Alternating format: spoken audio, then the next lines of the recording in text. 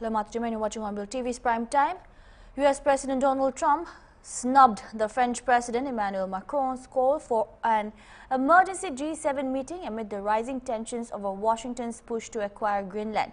Speaking to the press on completion of his first year of the second term, Trump said that he will not attend the proposed meeting, suggesting there is uncertainty over Macron's political future.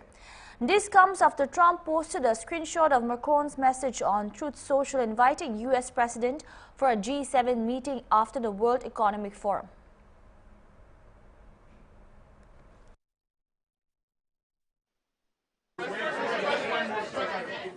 Thank you, Mr. President. Could you still go to Paris for the G7 emergency meeting as offered by President Macron? No, I wouldn't do that. No.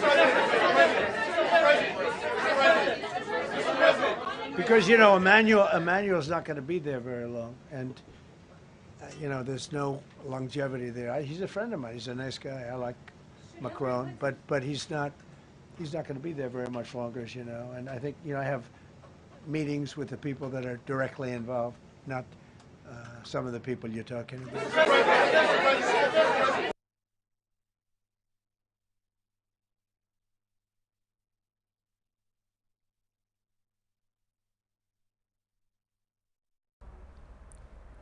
Russian Foreign Minister Sergei Lavrov has said that Greenland was not a natural part of Denmark.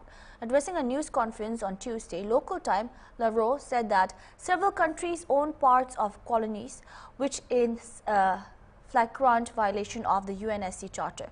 He said that the problem of former colonial power holding on to colonies is a problem which is becoming more urgent.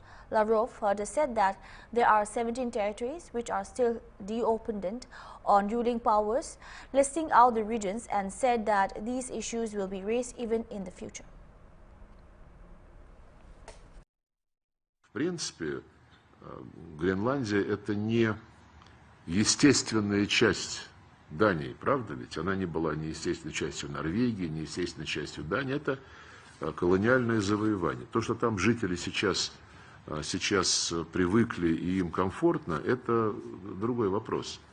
Но проблема бывших колониальных владений, она стоит все более и более серьезно. Военным плацдармом для всего НАТО. Более того, неоднократно случилось. Ну и, конечно, когда оправдывают происходящее вокруг Гренландии тем, что иначе ее захватит Россия или Китай, ну нет таких подтверждений, и на Западе уже экономисты, политологи их опровергают.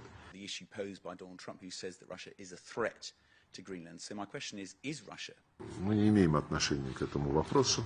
Мы наблюдаем, безусловно, это серьезная геополитическая ситуация, и будем делать выводы по итогам развязки этой проблемы.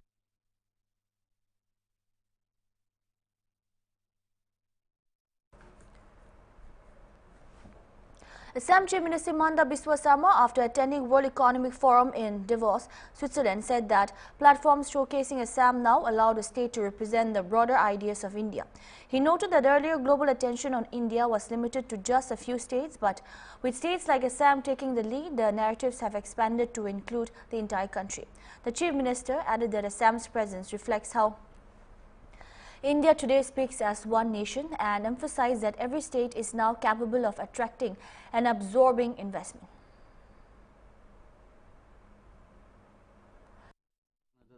So what are you are looking for in those? First of all, I thought that we got a very good platform to speak about Assam. Earlier, when it comes to India, people knew only 4 to 5 states. But today, when state like Assam comes and represent, then I think we talk about whole of India. We don't talk about a particular state, we don't talk about a particular region. The very presence of Assam, so that now nation is talking about whole of nation. Now India is in a position that investment can be absorbed or investment can be attracted by any state of the country. The country has gone beyond the traditional strength. Now every state possesses some kind of strength. When it comes to Assam and Northeast, we have certain unique advantage. We were strong for tea, and we have also a reasonable potential for hydrocarbon. But now we are talking about fertilizer and chemicals. We are talking about semiconductor, entire ecosystem. We are talking about electronics. We are talking about green energy and new energy. And I think we have made a mark in this entire summit. We met a lot of people, lot of investors, both global and national. We signed certain MOUs. So I think the entire visit is a very, very useful one, and we are very happy about the outcome of this visit. Sir, Assam has grown in your tenure in the last 5 years. I was told that it has grown by 45%, the GDP growth, which is much higher compared to other development states. So, which are the sectors you are for the growth? If you note that last 5 years, the growth of the nation is at 29%. In entire 5 years, cumulative national growth is 29%. Against that, our growth is 45%. And today, we are the fastest growing economy in entire country. So that is number one. Number two, when Assam is growing, we are growing in all three sectors. When it comes to agriculture, we are doing good. When it comes to manufacture, we were not there, but now we are there.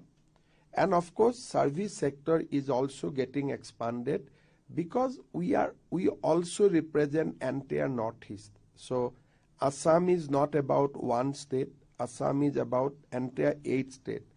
So we have decent growth in all the three sectors: agriculture, manufacturing industry, mines, as well as in the service sector. So we are growing in all the sectors. However, now our big focus is food processing, export of agricultural product, then new age industry like semiconductor, mobile manufacturing, electronics. So we are working on that, and we are confident that we will be able to break the ice. Can you share some name of the people or companies which you met? We met right from IBM to we met, I think, all the global players of the semiconductor ecosystem. I have tweeted also. So we have met a lot of global players in last 3 days. And you are also doing a consultation with USIBC. What is that?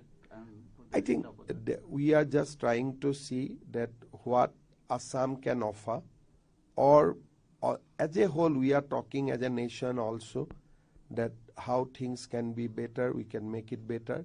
So we are discussing with many organizations, policy makers, institutions, apart from individual investors. Sir, if I talk about tea industry in Assam, that is facing some trouble because the prices worldwide is not increasing in tea. So what government is doing to them, and are they looking for new markets?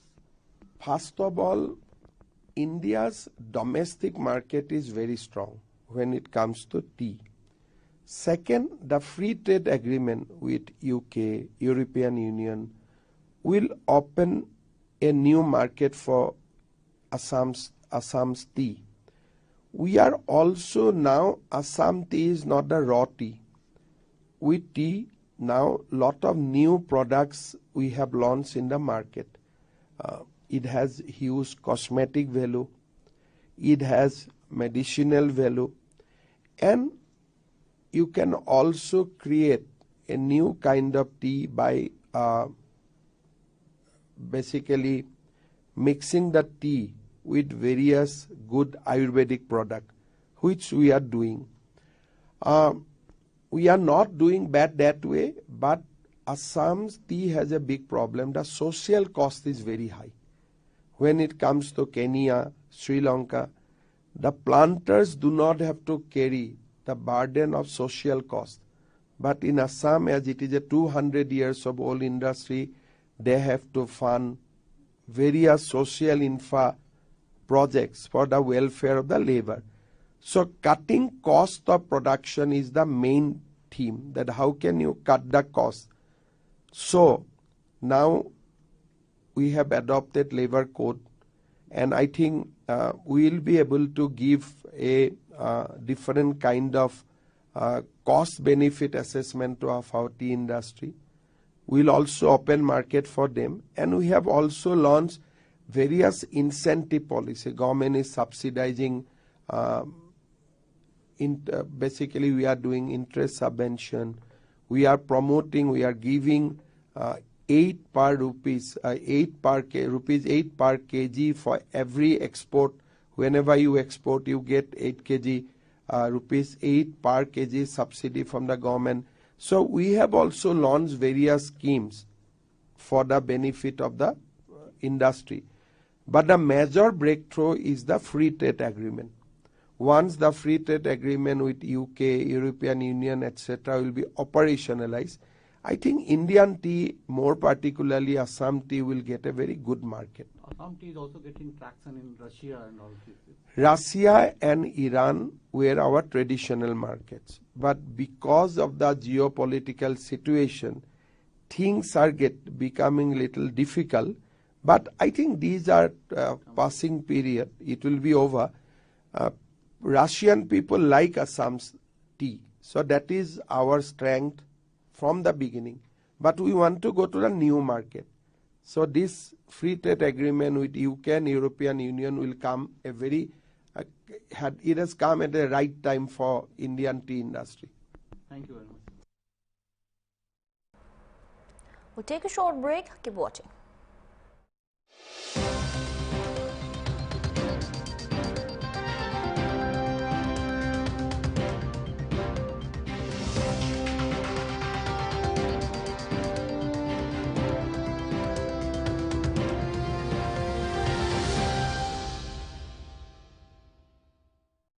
UP में green mobility को नई रफ्तार, निवेश और रोजगार के अवसर अपार। यशस्वी प्रधानमंत्री श्री नरेंद्र मोदी जी की प्रेरणा और माननीय मुख्यमंत्री योगी आदित्यनाथ जी के दृढ़ संकल्पों से उत्तर प्रदेश इलेक्ट्रिक वाहनों के विकास में अग्रणी राज्य बन चुका है। नोएडा और ग्रेटर नोएडा में ऑटो कंपोनेंट और बैटरी इकाइयों के विकास के साथ 2400 सार्वजनिक चार्जिंग स्टेशन स्थापित किए गए, जिसके परिणाम स्वरूप दिसंबर 2025 तक यूपी में लगभग 15 लाख इलेक्ट्रिक वाहन पंजीकृत हुए और वित्त वर्ष 2024-25 में यूपी में इलेक्ट्रिक वाहनों को अपनाने की दर हुई 10%। राजधानी लखनऊ में नया ईवी मैन्युफैक्चरिंग प्लांट शुरू हुआ है, जहां इलेक्ट्रिक बसें और छोटे कमर्शियल वाहन बनाए जाएंगे। आज हरित मार्गों पर 750 से भी ज्यादा ई बसें संचालित होती हैं और उत्तर प्रदेश इलेक्ट्रिक वाहनों के मैन्युफैक्चरिंग के वैश्विक केंद्र के रूप में स्थापित हो रहा है। हरित राहों पर बढ़ता प्रदेश, आत्मनिर्भर Uttar Pradesh.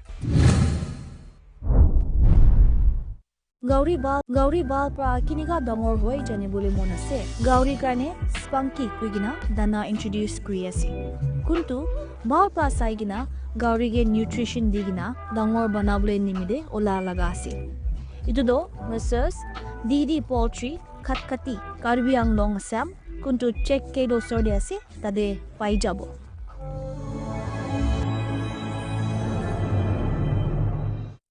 Gauri bal pra kinika dongor hoi jane bole monase. Gauri kane spunky kuigina dana introduce kri. Welcome back. Acting on specific inputs from Delhi Police, Manipur Police launched a coordinated operation against an interstate vehicle theft racket, recovering 6 stolen vehicles from Churachandpur in Imphal West District. Officials said the operation carried out with assistance from ICCI, Lombard Insurance Company and technical support, led to the handover of the recovered vehicles to the concerned police stations after legal formalities. While coordination with the originating states is underway, in a related development, a joint team of Manipur Police and CRPF Sector Q80 arrested MD Jumma Khan, 39 years, a wanted offender and key member of the interstate vehicle theft racket. Police said that efforts are continuing to trace and recover more stolen vehicles across the state. Meanwhile, security forces continued search and area domination operations in fringe and vulnerable areas. Intelligence-based combing and cordon and search operations are being conducted to curb extortion and criminal activities. On January 20, security forces arrested KCP PSC cadre Sinjam Bosco Meite alias Tamba 25 in Imphal East and Pripak VC cadre Kanjam Milan Meite alias Samendro 33 from Sawangpang Bairi seizing mobile phones from both. In separate operations, Manipur police arrested NSC and IM cadre Lanhungpa Kumba 29 from Mantri Pukri and recovered a .32 pistol, live rounds, mobile phones and a two-wheeler. An extortionist and KCP PWG cadre Leshang Tem Hairan Singh 40 was also arrested in Imphal West. On January 19, security forces neutralized 3 IEDs near the Indo-Myanmar border. Earlier on January 18, 2 KCP Taipangamba cadres were arrested in Assam's Kamrup Metro district with cash, mobile phones and documents recovered.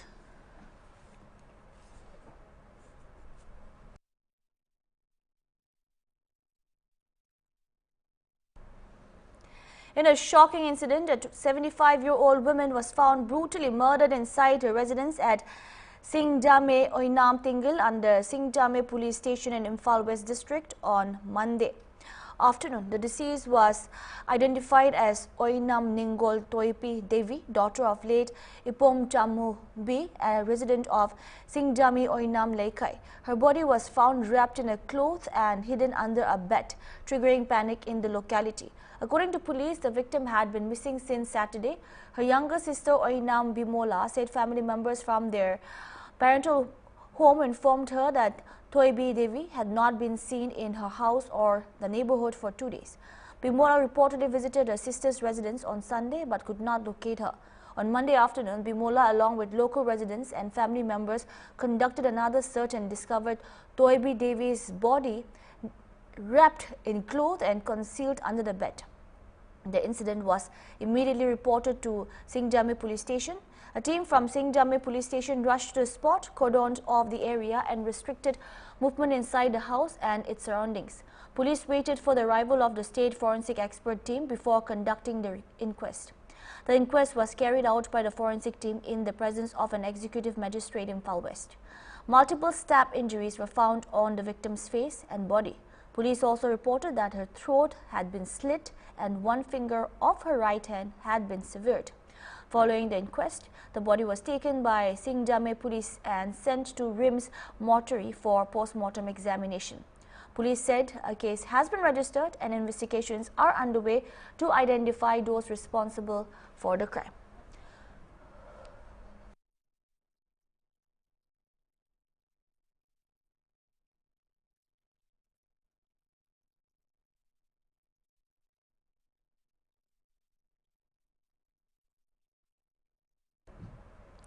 NASA astronaut Sunita Williams has retired after 27 years of service effective December 27, 2025, with a remarkable career spanning 3 missions aboard the International Space Station. Williams has set numerous human space flight records, including logging 608 days in space, the second most cumulative time by a NASA astronaut. Williams logged 608 days in space, second on the list of cumulative time in space by a NASA astronaut. She ranks 6th on the list of longest single space flight by an American, tied with NASA astronaut Buzz Wilmore, logging 286 days during NASA's Boeing Starliner and SpaceX Crew 9 missions. Williams also completed 9 spacewalks totaling 62 hours and 6 minutes, ranking as the most spacewalk time by a woman and 4th most on all-time cumulative spacewalk duration list. She was the first person to run a marathon in space. Williams launched for the first time aboard Space Shuttle Discovery with STS-116 in December 2006 and returned aboard Space Shuttle Atlantis with the STS-117 crew. She served as a flight engineer for Expeditions 14/15 and completed a 10 record-breaking 4 spacewalks during the mission.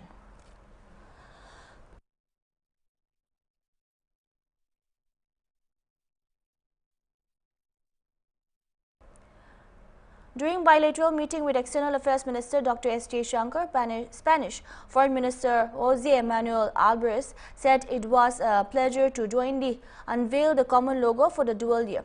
He noted that the logo reflects the shared vision of India and Spain, highlighting the growing strength of bilateral ties and the future direction of the relationship, which has seen significant momentum in recent years.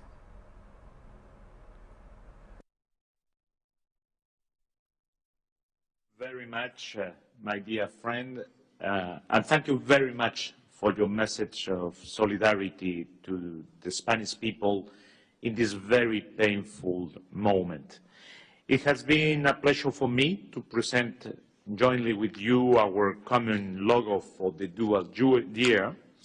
It fully represents our shared vision for this year and for the future of our relationship that has been increasing in the last few years. I know that both countries, we are working on a packed program of events that are going to mark this year, and I really look forward to having it presented in Spain as well. And I'm also very glad that it involved the participation of the public through the crowdsourcing method. In these very complicated times in the world, it's very important for Spain to foster our relationship with such a reliable country like India, a country that believes in international law, that upholds the principles of the United Nations Charter, and that believes in multilateralism.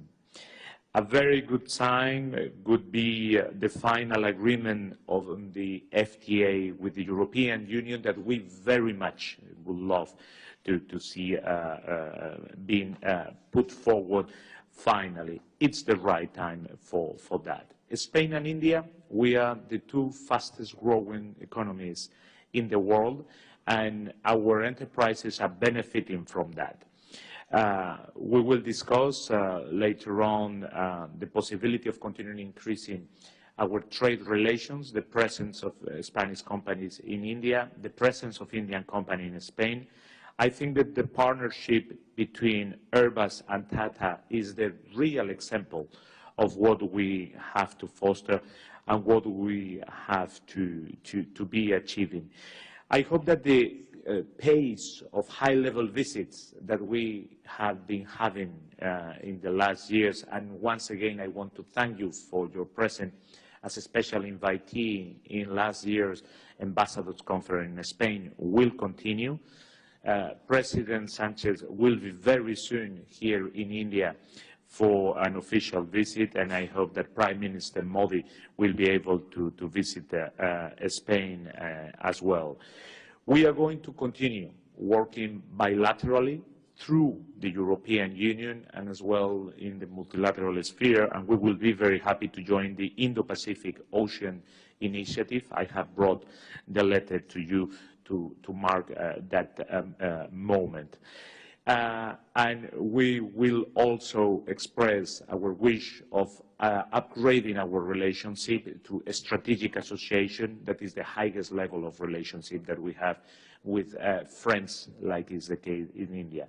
So looking forward to this working session. Once again, thank you very much for the solidarity for the Spanish people in this very difficult moment for my people. I'm looking forward for the working session. That's all we have for now. Keep watching HORNBILL TV.